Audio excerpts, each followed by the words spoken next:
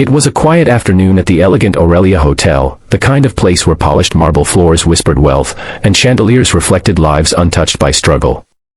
Yet, amid the hum of expensive conversations and clinking glasses, stood a shy young waitress named Nora Velen, her hands trembling slightly as she adjusted her apron. She had been working here for barely 2 weeks, invisible among the refined guests who never looked twice at those who served them. But that day, a single moment, a single gesture, would change her life forever, and leave even the coldest hearts in tears. If you believe in kindness, compassion, and second chances, then please take a moment to like, comment, share, and subscribe to Kindness Corner, because stories like this one remind us that even the smallest acts can speak louder than words. Nora had always lived quietly. Life had not given her the luxury of noise or confidence. She grew up in a small, struggling household where silence was her shield. Her father left when she was 12, her mother worked double shifts to keep the lights on, and Nora often spent her evenings practicing sign language, a skill she had learned to connect with her younger brother, Eli, who was born deaf. That skill, born of love, sacrifice, and necessity, had always been her secret comfort, a silent world where words could never wound. The Aurelia Hotel was the farthest thing from her world. It was where billionaires, diplomats, and polished heirs came to dine beneath golden ceilings. And that afternoon, Nora was assigned to serve at Table 9, a private setting reserved for billionaire Adrian Cole and his mother, Margaret Cole, a woman of grace, dressed in pearls and quiet dignity. Adrian was known for his brilliance in business, but also for his reputation as cold, precise, and distant.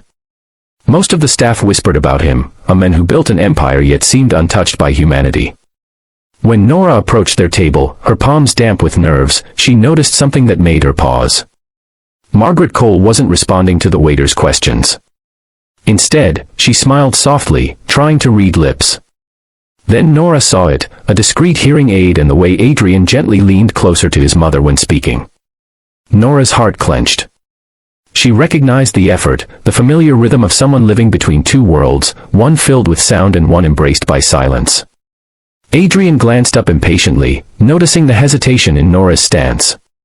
He expected formality, efficiency, not empathy. But before he could speak, Nora took a small, steadying breath. Then, with trembling hands, she began to sign. Her fingers moved gracefully, expressing what her lips could not. Would you like still or sparkling water? For a heartbeat, everything around them froze. Margaret's eyes widened in disbelief, her hand flying to her chest as if those silent gestures had reached deeper than any word could. Then tears welled in her eyes, tears of recognition, of gratitude, of joy. She signed back slowly, "You know sign language?" Nora nodded, smiling softly, her heart racing. Adrian stared in stunned silence. For years, he had seen the world treat his mother with polite pity or awkward impatience. Waiters avoided her, conversations excluded her, and every dinner outing was a careful balancing act to protect her from embarrassment. But now, across the linen table, his mother was laughing, truly laughing, as her hands moved in perfect rhythm with the strangers. As the lunch went on, something magical unfolded. Nora didn't just serve, she connected. She signed each question, each menu option, and even shared small, light-hearted signs that made Margaret's eyes sparkle like they hadn't in years. Other guests began to notice, the billionaire's mother chatting joyfully with the shy waitress, and whispers spread through the dining hall. Adrian didn't care. For once, he wasn't thinking about profits or deadlines, he was watching his mother come alive. But for Nora, it was more than kindness, it was memory. As she signed, she remembered Eli, the little boy who used to tug at her sleeve for attention, who had passed away 2 years earlier after a long illness. Her hands moved with both skill and sorrow, expressing words her voice couldn't carry anymore. It was as if, through Margaret, she was speaking to her brother again, one last conversation that the universe had given her by chance. After the meal, Margaret insisted on meeting her personally. Adrian watched as his mother clasped Nora's hands tightly, tears glistening in her eyes. She signed, "You made me feel seen. You reminded me I'm not alone." Nora's lips trembled as she signed back, "You reminded me that love never disappears." The quiet beauty of that exchange made the air around them almost sacred. Later, Adrian called Nora aside.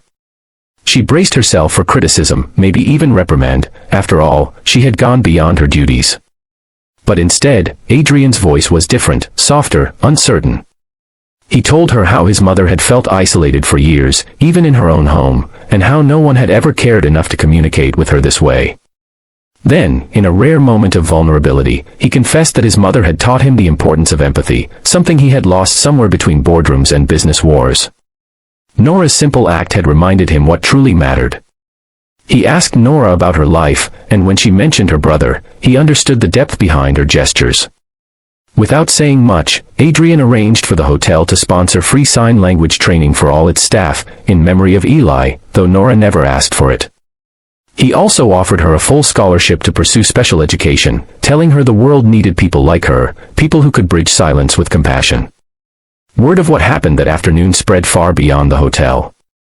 Guests who witnessed it shared the story online, and soon it became a symbol of quiet humanity, how one shy waitress had done something no wealth or power could buy. She had spoken to a heart without needing words.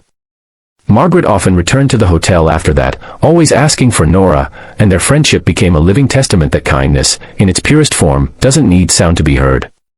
Weeks later, as Nora stood by the window during her break, watching the sun filter through the city skyline, she thought of Eli and whispered a silent thank you.